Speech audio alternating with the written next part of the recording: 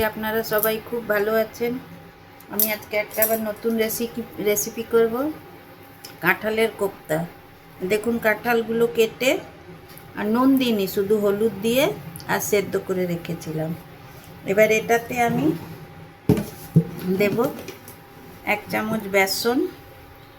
বেসন বেশি দেব না, জাস্ট বাইন্ডিংয়ের জন্য একটু দেব।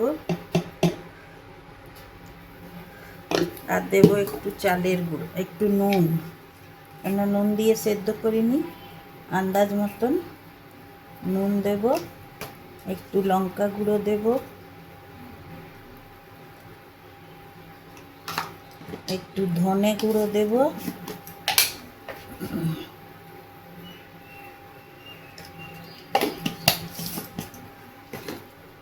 একটু চিনি দেব। কোপ্তা বানাবো একটুখানি মিষ্টি মিষ্টি। আর একটু দেব চালের গুঁড়ো। আপনারা চাইলে এর বদলে কর্নফ্লাওয়ারও দিতে পারেন। এটাকে এবারে ভালো করে আমি চটকে চটকে মাখবো।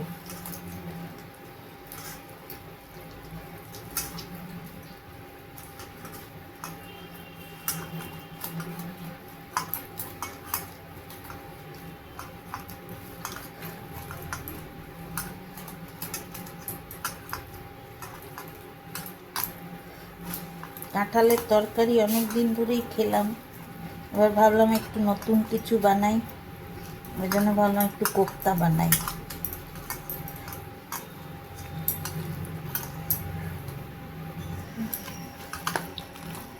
দেখুন বন্ধুগণ, আমি একদম পুরো ভালো করে ম্যাশ করে নিয়েছি। আপনারা ম্যাশার দিয়েও ম্যাশ করতে পারেন, কিন্তু কাঁঠাল তো আমার মনে হয় হাত দিয়ে করলেই বেশি ভালো হবে। এবারে এরকম আমি গোল গোল করে, বেশি বড় করব না, গোল গোল করে আমি এরকম বানিয়ে রাখবো।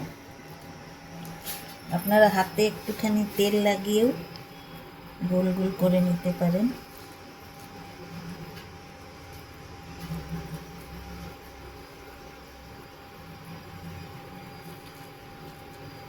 এগুলোকে একদম ছাকা তেলে ভাজতে হবে, একদম ডুবো তেলে।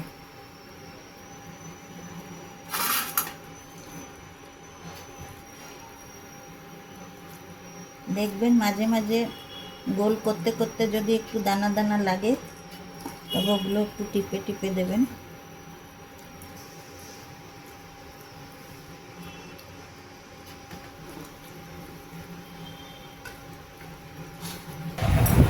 এই দেখুন বন্ধুগণ, কোপ্তাগুলো বানিয়ে নিয়েছি। এবারে কোপ্তাগুলো ভাজবো। আর কি কি মশলা নিয়েছি কোপ্তার জন্য আপনাদের দেখাচ্ছি।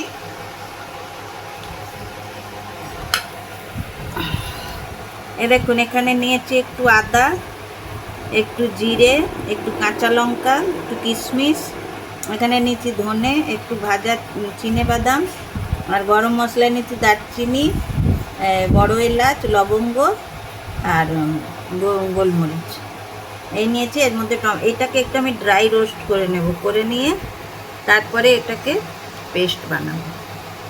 একটু দেব আর একটু নারকেল দেবো। পেস্ট বানিয়ে আমি দেখাচ্ছি, একদম নিরামিষ, কোনো পেঁয়াজ রসুন কিচ্ছু দেব না। দেখুন বন্ধুগণ, আমি ধনেগুলো দিয়ে দিলাম। বাদামগুলো তো রোস্ট করাই আছে, বাদামগুলো দেব না। একটু জিরে দেব, আর এটা দেব, কাঁচা লঙ্কাগুলো দেব। এগুলো সব একটু ড্রাই রোস্ট করে, জাস্ট একটু গরম করার মতো।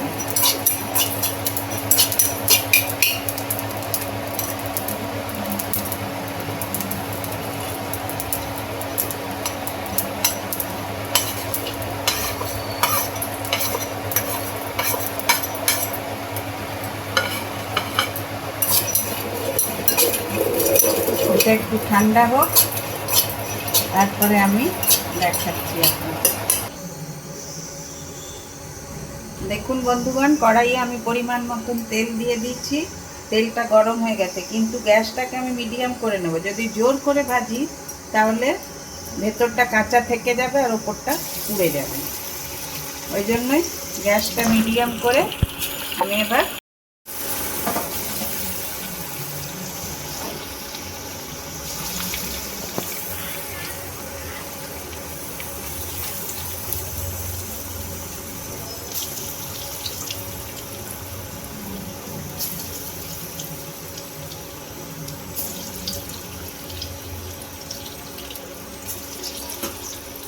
বেশ সুন্দর লাল লাল করে ভেজে নেব।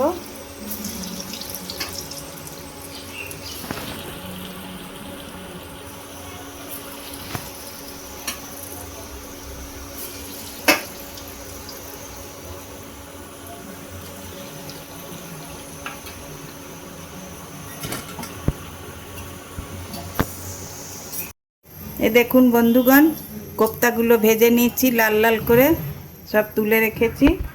এবার একটু হিং ফোড়ন দিলাম,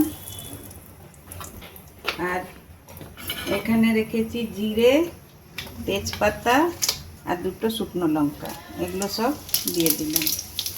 দিয়ে আর ওই যে মশলাগুলো আপনাদের দেখিয়েছিলাম, ওর মধ্যে একটু নারকেল দিয়েছি আমি, দিয়ে এটার একটা সুন্দর পেস্ট বানিয়ে নিয়েছি। এই পেস্টটা এবারে একটু দিয়ে দেবো।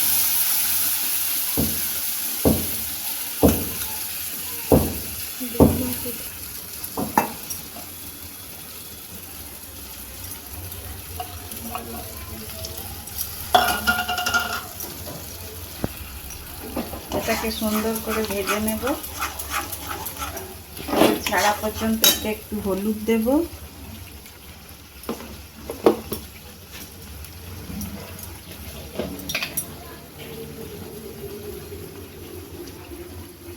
একটু হলুদ দিলাম, নুন, কাশ্মীরি লঙ্কা গুঁড়োটা। কোপ্তাগুলোয় নুন দেওয়া আছে, গ্রেভির মতন আন্দাজ করে একটু নুন দেব, আর একটু কাশ্মীরি লঙ্কার গুঁড়ো দেবো। কাশ্মীরি লঙ্কার তো ঝাল হয় না, কাঁচা লঙ্কা বেটে দিয়েছি জাস্ট একটু কালারটা হওয়ার জন্যে। এবার মশলাটাকে ভালো করে ফ্রাই করে নেব। এটা ফ্রাই হতে থাক, তারপরে আপনাদের দেখাচ্ছি।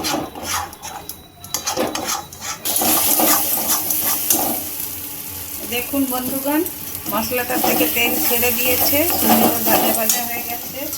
এবার আমি এটা জল দিয়ে দেব। আপনারা চাইলে এতে গরম জলও দিতে পারেন, গরম জলটা দিলে বেশি ভালো হয়, কিন্তু আমার ইন্ডাকশানে কিছু বসানো আছে যেন গরম জলটা দেওয়া হলো না। আর একটু জল দিতে হবে, কেন না তো গ্রেভিটা পুরো টেনে নেবে। আর একটু জল দেবো আমি।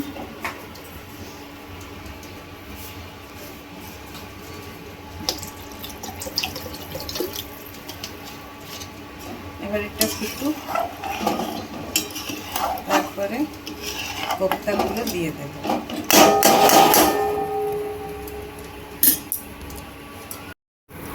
দেখুন বন্ধুগণ, ঝোলটা আমার সুন্দর ফুটে গেছে।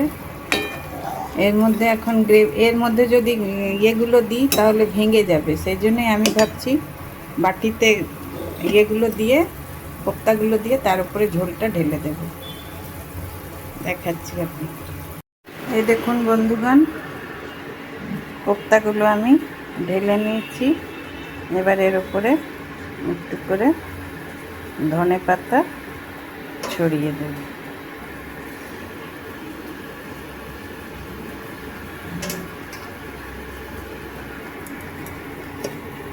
এখানে কড়াই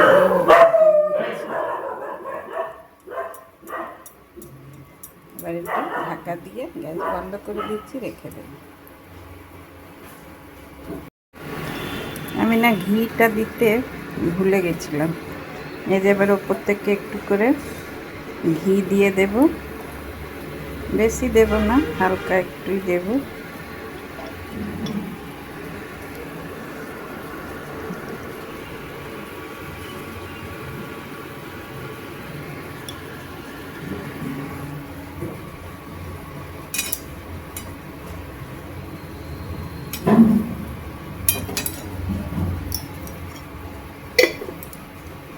এবার এটা ঢাকা দিয়ে এগুলোতেও দিয়ে দিচ্ছি। দেখুন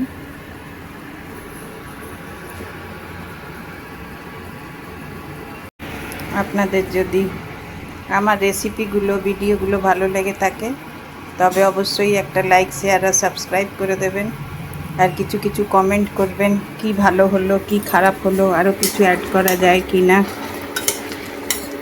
তাহলে আমারও একটু ইন্টারেস্ট বাড়বে আর আমি একটু এনকারেজও হব। আপনারা একটু এনকারেজ করবেন। আর আবার দেখা হবে আপনাদের সঙ্গে নেক্সট ভিডিওতে।